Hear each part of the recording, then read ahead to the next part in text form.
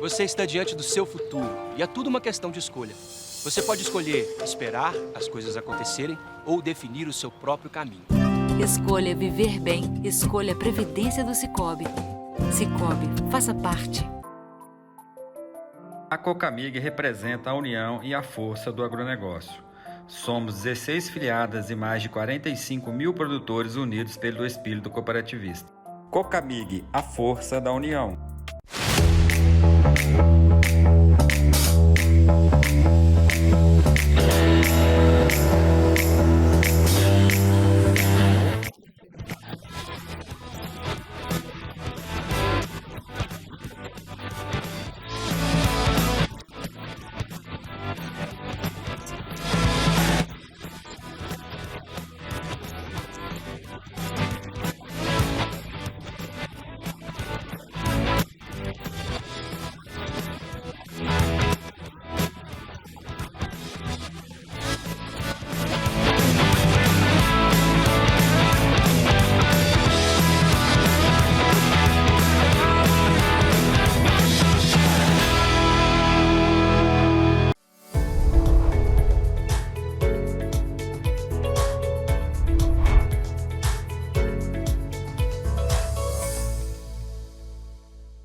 Começando mais um episódio do podcast Pro Café, eu sou o Alexandre, estou aqui com o Alisson.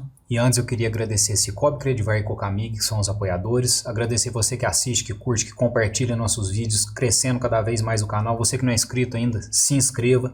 E hoje nós vamos falar de um assunto que vem movimentando a cafeicultura, né, Alisson? Não é o preço, mas é o que levou a esse preço subir, que é o café. A gente anda, a gente conversa com colegas de diversas regiões, todo mundo preocupado. Agora, na Semana Internacional do Café, o assunto era esse, entre os técnicos e produtores que estavam lá, era cadê o café, como que está na tua região? E não tem o café, a gente sabe disso, né? A gente já vem falando disso há tempos.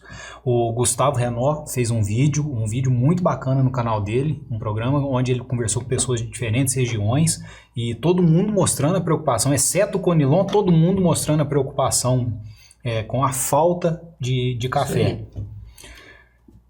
E é isso, Alisson. Cadê o café? Xande, a conversa de quem fala a realidade não tem dois assuntos. O assunto é a florada não teve um bom pegamento. E aí, o que começam a surgir? Mas por que isso aconteceu? Pessoal, na verdade eu iria me surpreender com algo diferente. Nós tivemos situações parecidas num passado muito recente, que foi onde aconteceu exatamente. Então, assim, o que me chamaria atenção seria como ter um resultado diferente dentro de uma mesma situação climática. Não teria como. Em 2020 para 2021, nós tivemos uma situação parecida com pegamento de florada péssimo. Em 2021 para a safra 2022, nós tivemos uma situação parecida com pegamento de florada péssimo. Olha, só um adendo, porque eu falo o seguinte, nessa de 21 para 22, muita gente jogou aquela quebra de safra só na conta da geada. Porque eu falo que a geada, você vê. Sim. Chegou, giou, a pessoa vai ali na lavoura dele, ele vê o prejuízo dele.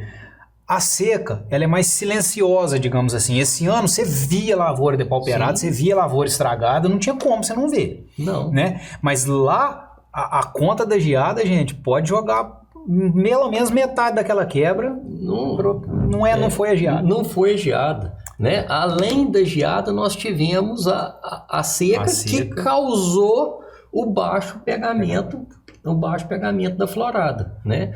Assim, então quando essa seca foi se desenvolvendo ao longo de setembro, outubro, a gente já sabia que o resultado seria um baixo um baixo pegamento de florada não tinha como ser diferente. Aí a gente falava, né, da solução de quem tem irrigação. Aí mesmo assim, quem tem irrigação, a gente sabe que tem pessoas que têm irrigação, mas não tem aquele volume todo de água. E a gente estava com a seca com temperatura recorde. Então não era só a seca igual foi 21, mas veio uma seca com temperatura muito alta. A gente tá vendo nitidamente, mesmo em lavoura irrigada, lógico, depende da irrigação, quando você tem um autopropelido, dependendo do jeito, do volume de água que se jogou, um pegamento pior no sol da tarde, que já é normal, mas esse ano veio com uma temperatura muito mais alta. E outra, né, Alisson, quando a gente andou, bateu aqui a florada, todo mundo, olha que floradão. Quantos lugares eu tava andando que eu falava, gente, a florada tá bonita de você ver de longe, chega perto. Aqueles botãozinhos secos, desidatados, você passava a mão, ele já ia cair. A flor não estava normal. A flor não estava normal. Ah, você tá errado, Teve flor que não abriu, né, Xande? Teve flor que não abriu. Então, assim, a gente sabia que não tinha como. Eu fiz um levantamento nas fazendas, assim, que eu tô direto em cima. 4.100 hectares, assim, não é nem que eu dou assistência, é que eu vivo aquela situação, 4.100 hectares.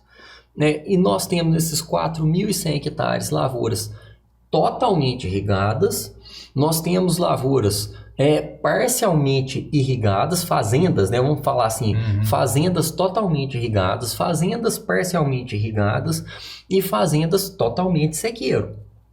E eu estratifiquei a quebra de produção. Acredite, nas irrigadas, 100% irrigadas, ainda tem 8% de quebra. Logicamente que dessas fazendas, mais de 1.500 hectares, 100% totalmente irrigados, dessas fazendas tem muitas que a quebra é nula. É nula, não tem perda nenhuma. Mas tem algumas média, né, que chegaram a 20% de perda mesmo em situação de irrigação. Então, média das irrigadas, 8% de quebra. Das parcialmente irrigadas, nós chegamos a uma média de 18% de quebra. Porque no parcialmente irrigado, nós temos situações onde teve, onde esse parcialmente irrigado é 80%, e tem lugar onde esse parcialmente irrigado é 20% das áreas. Então chegamos a uma quebra de 18% nos parcialmente irrigados. E no sequeiro, nós chegamos a uma quebra de 40%. E dentro desse sequeiro, nós temos dois que tiveram quebras próxima a 10% apenas. Então, assim, teve uma área em Alfenas, que eu presto assistência, uma área em Boa Esperança, que eu presto assistência, que elas tiveram próximo de 10% de quebra apenas. Mas somando, teve área de 70% de perda. Bem que eu ia né? falar agora. 70% de quebra. Né? Então, chegou ali a 40% na média. Mas o importante disso é o cafeicultor, as pessoas que nos assistem, elas entenderem que, assim, tem gente que essa quebra vai impactar muito a vida dele.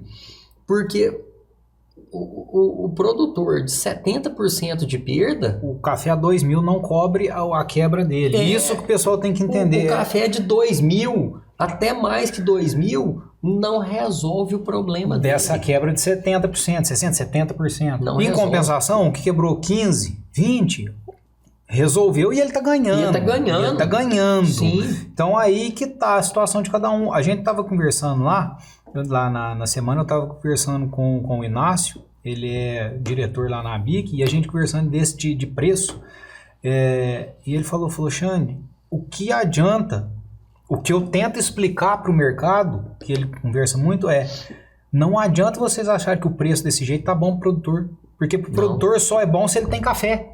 E ele não vai ter café para entregar para vocês. Sim. Então é uma pessoa que está no mercado, vendo lá do produtor e entendendo isso. Porque é isso.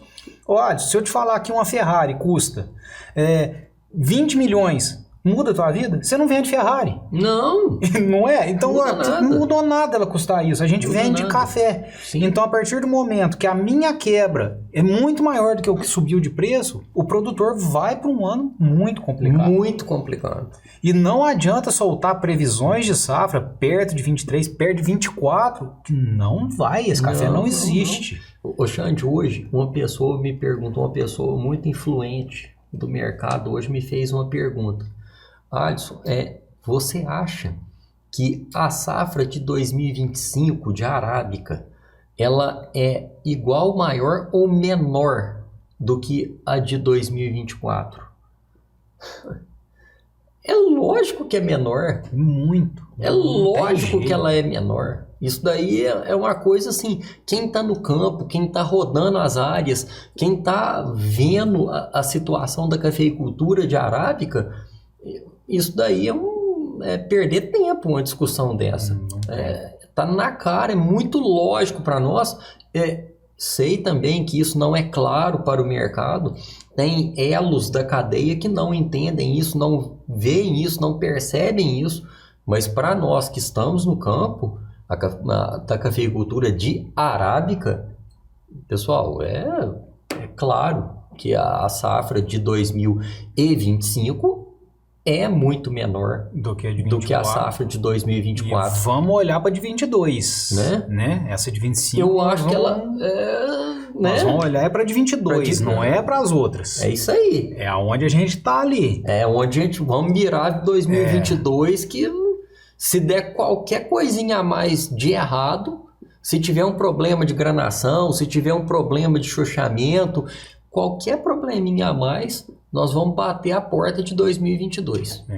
E, Alisson, eu acho que o produtor agora ele precisa ficar atento com algumas coisas. Primeiro, é aquilo que a gente já conversou muito aqui. No dia que, acho que foi a semana passada, que teve o episódio com o Marcelo, com o Lucas, né, e o Leandro falando de irrigação, aí teve uma pessoa que colocou até no short, mas se colocar matéria orgânica funcionaria igual ou melhor que a irrigação. Esquece. Nossa. Esquece, não funciona melhor nem igual. Agora, se eu colocar muita matéria orgânica na minha lavoura, for uma lavoura muito bem tratada e eu ainda tiver água, ok. Mas só matéria orgânica não vai, não resolve. Então o produtor ele tem que ficar meio que atento com essas coisas. Mas se eu usasse uma cultivar, qual é o melhor cultivar? Gente, a gente já falou isso em vários programas para trás. Não existe manejo que corrige a seca que foi esse ano. Com certeza. Não existe, só corrige água, né, Alisson? Não Xande, tem como. Assim, o fator número 1 para a cafeicultura chama-se microclima. Microclima favorável, cafeicultura sustentável. Microclima desfavorável, cafeicultura insustentável. Se o microclima ajudar, beleza. Aí tudo funciona bem, né? E a matéria orgânica, a correção de solo em profundidade, tudo vai muito bem até 150 milímetros de déficit hídrico. Até 200 milímetros de déficit hídrico vai legal. Passou de 200 milímetros de déficit hídrico, só a irrigação resolve. Não tem o que fazer. Né? E aí voltamos àquela discussão nossa. Àquela discussão nossa. Mas chegou a 300 milímetros de déficit hídrico na estação da Fundação Procafé em Varginha. E a minha lavoura aguentou os 300 milímetros. Não. A tua lavoura não deu os 300. Não é que a tua lavoura aguentou os... Não, é porque a tua lavoura está numa altitude maior, está no microclima mais fresco, está numa condição que a evapotranspiração dela é menor, a caixa de solo sua é maior e, na verdade, você não atingiu os 300 milímetros. Porque passou de 200 milímetros de déficit hídrico, só a irrigação é capaz de salvar. Alisson, para a gente fechar e finalizar, pedir pelo amor de Deus, produtor, essa relação climática a gente não tem o que fazer, né? Ou tem água ou não tem. Mas é o que a gente sempre fala aqui, eu, o Alisson, quando está o Rodrigo, ou quando está qualquer outro do Procafé, porque uma coisa que a gente sempre fala é o seguinte, não existe Alexandre, não existe Alisson, o Rodrigo, existe aqui para vocês a Fundação Procafé. Com certeza. Aqui não tem ninguém querendo falar mais ou menos, um mais do que o outro. Aqui o intuito é levar informação de qualidade para você, produtor. Então, pelo amor de Deus, não perca agora o que você pode fazer. O que você pode fazer? Alexandre, eu fiz um pré-florado na minha lavoura. Provavelmente você fez um pré-florado na hora errada, porque esse ano não tinha pré-florada. Porque a gente tá com a temperatura lá no talo, né? E não tinha jeito, não tinha água, a planta seca. Ah, mas eu fiz nos talhões que estavam melhores. Ótimo, eu prefiro, é melhor jogar um pouco de produto fora do que perder a flor, tá tudo certo. Mas de uma maneira geral, jogou fora, né, Alisson? Com certeza. Agora, não perde o time agora. Se você não fez depois da tua florada, ou se você continua, cuidado com a sua lavoura. A gente entrou numa época que a temperatura baixou, a chuva ficou aí uma semana, aquele tempo. Lavouras que já fizeram preventivo estão tranquilinha, não tem doença, a gente tá andando para tudo que ela não tem. Mas você que por algum motivo teve um descuido, não perca agora, não perde para doença não. Não deixa de fazer aquilo que você pode fazer bem feito. Então cuidado com a foma, cuidado com o controle preventivo agora de ferrugem, vai tomando esse cuidado, olha a sua adubação bem equilibrada, não tenta forçar a planta a recuperar o que ela perdeu lá atrás, né, Alisson? Isso não tem como. Mudar. Então calma agora e vamos levar, mas cuidado com aquilo que você, produtor, pode controlar, para que você tenha a melhor safra possível do ano que vem, mas já pensando em 2026, né, Alisson? E assim, né, Xande, perdeu a safra, não vai ter a safra, mas 2026 está aí, o preço está ótimo, tem ferramentas de mercado, nós aqui não estamos falando para ninguém, trava café, faz fixação, não. Cada um faz aquilo que acha cada um melhor. faz, mas tem ferramentas, o que a gente quer trazer aqui é que tem ferramentas. O preço está ótimo, a tendência de 2025 é que esse preço permaneça muito bom, então assim... já vamos mirar esse 2026, né? Vamos. E hoje, com 15 sacas por hectare, paga o custo. 15 sacas por hectare hoje, paga o custo. Né? E sobra dinheiro, graças a Deus. Bom, Alisson, eu acho que é isso, né? Pra gente passar um panorama geral, e quando a gente fala, a gente não tá falando de sul de Minas só, a gente tá falando de toda a região do Arábica. Toda a região do Arábica. E frisar mais uma vez, pessoal, que a gente torce para que você que esteja assistindo esteja numa situação diferente, porque é o que o Alisson falou aqui, são microclimas. A gente atende em várias propriedades, em algumas longe uma da outra, microclima, e isso daí muda muito o panorama. Tem 5% dos cafeicultores que estão numa situação invejável, financeira invejável, isso é 5% da cafeicultura. Tem 20% da cafeicultura que está numa situação muito complicada financeiramente, e 75% está aí nesse meio, né?